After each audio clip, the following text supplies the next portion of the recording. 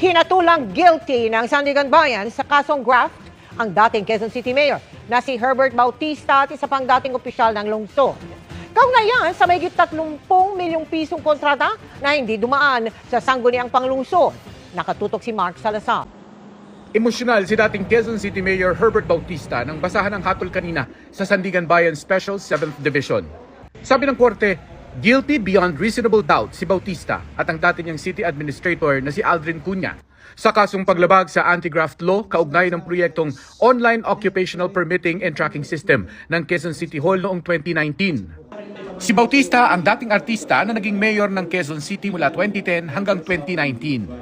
Ang 32.1 million peso project sa panahon ni Bautista ay binayaran daw ng walang appropriation ordinance ng sangguniang lungsod at binayaran ng buo kahit hindi pa kumpleto ang proyekto. Bilang parusa, ipinag-utos ng Sandigan Bayan na makulong sina Bautista at Cunha nang hindi bababa sa 6 na taon at 1 buwan at hindi sosobra sa 10 taon.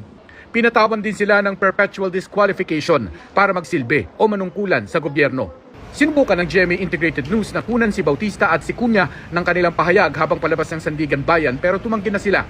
Sa isang pahayag, iginiit naman ng mga abogado ni Bautista na ikinalulungkot nila ang desisyon ng Sandigan Bayan. Inosente raw ang kanilang kliyente at wala raw ginawang paglabag. Wala raw ni isang sentimong napunta kay Bautista galing sa proyekto.